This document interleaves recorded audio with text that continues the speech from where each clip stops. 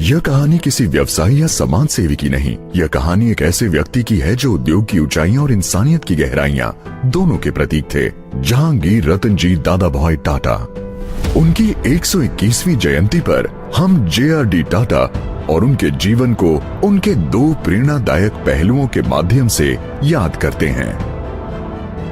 JRD Tata ने अपनी दूरदृष्टि से समुद्र में विशाल व्यावसायिक अवसर देखे, जिससे भारत के समुद्री रसायन विज्ञान और नमक उद्योग को मजबूती मिली और देश के अकार्बनिक रसायन क्षेत्र की प्रगति हुई। साथ ही जन कल्याण के हित में उन्होंने आयोडीन की कमी से लड़ने के लिए भारत में पहले ब्रांडेड आयोडीन युक्त नमक की शुरुआत की। एक अनोखे अभियांत्रिकी परिसर की कल्पना ने JRD टाटा को रेल इंजनों, ट्रकों और भारी अभियंत्रण उपकरणों के निर्माण की दिशा में प्रेरित किया। और वहीं उनकी पर्यावरण के प्रति संवेदनशीलता ने संयंत्र के आसपास की पथरीली बंजर जमीन को एक हरे भरे परिसर में बदल दिया। उन्होंने अवसंरचना परियोजनाओं में कदम टाटा समूह के विकास और देश की प्रगति दोनों को ध्यान में रखते हुए रखा और कुछ ही समय में उनकी परियोजनाएं ईंट, सीमेंट और सरियों से आगे बढ़कर देश की तरक्की की बुनियाद बनने लगीं। चाय व्यापार के दूरगामी महत्व को पहचानते हुए JRD टाटा ने एक सहयोगात्मक चाय व्यापार की नींव रखी और उसे एक राष्ट्रीय शक्ति का आकार दिया। लेकिन उन्होंने सिर्फ उद्योग ही नहीं सींचा, उनके नेतृत्व में प्रामाणिकता और नवाचार पर भी ध्यान दिया गया, जिससे भारतीय चायपान में एक नई ताजगी आई।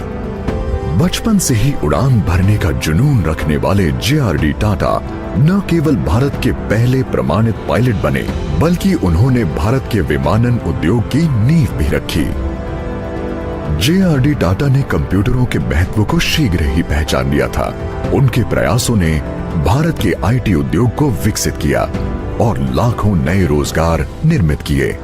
साथ ही उन्होंने भारत की बढ़ती जनसंख्या को एक शक्तिशाली संपत्ति में बदलने की आवश्यकता को भी समझा और जनसंख्या अध्ययन का सहयोग किया। इस दूरदर्शिता के लिए उन्हें विशेष रूप से सम्मानित किया गया। जब भारत में केवल अंतर्राष्ट्रीय या मैकेनिकल घड़ियां ही उपलब्ध थीं, तब JRD टाटा ने भारत में निर्मित क्वार्ट्ज घड़ियों की शुरुआत की। पर उनके लिए प्रगति केवल उत्पाद में नहीं, बल्कि लोगों में भी थी। उन्होंने न केवल उद्योग बनाए, बल्कि बौद्धिक क्षमता को भी प्रोत्साहित किया। अनुसंधान संस्थानों से लेकर अस्पतालों तक उन्होंने विज्ञान, चिकित्सा और शोध को बढ़ावा दिया। वहीं कला के संरक्षण के माध्यम से JRD टाटा ने भारत की रचनात्मक आत्मा को भी संजोया। आसमानों से लेकर मैदानों तक, चाय से लेकर तकनीक तक, JRD टाटा ने टाटा समूह को भारत की हर प्रगति से जोड़ा। पर उनके लिए सच्ची सफलता तो उनके लोगों की प्रगति में बसी थी। एक सच्चे खिलाड़ी होने के नाते JRD टाटा ने 80 की उम्र पार करने के बाद भी खेल के प्रति अपने जुनून को बनाए रखा और जो उन्होंने स्वयं जिया उसे दूसरों तक भी पहुंचाया। उन्होंने खेल प्रतिभाओं को निखारने के लिए ऐसे मंच तैयार किए जहां योग्य खिलाड़ियों को सही अवसर मिले।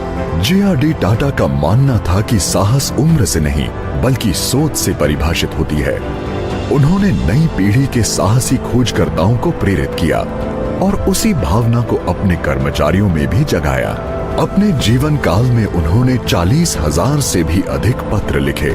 लिखित शब्दों के प्रति उनके प्रेम ने उन्हें भारत का पहला बिजनेस आर्काइव स्थापित करने के लिए प्रेरित किया, ताकि टाटा समूह के इतिहास को सहेजा और संरक्षित किया जा सके।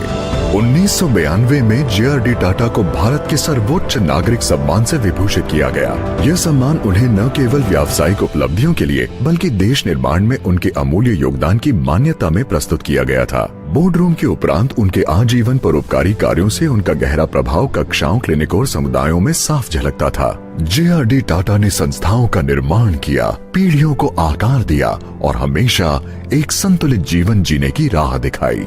उनकी 121वीं जयंती पर उनके व्यक्तित्व और उद्देश्य का सम्मान करते हुए हम JRD टाटा के प्रेरणादायक जीवन सफर का पुण्य स्मरण करते हैं।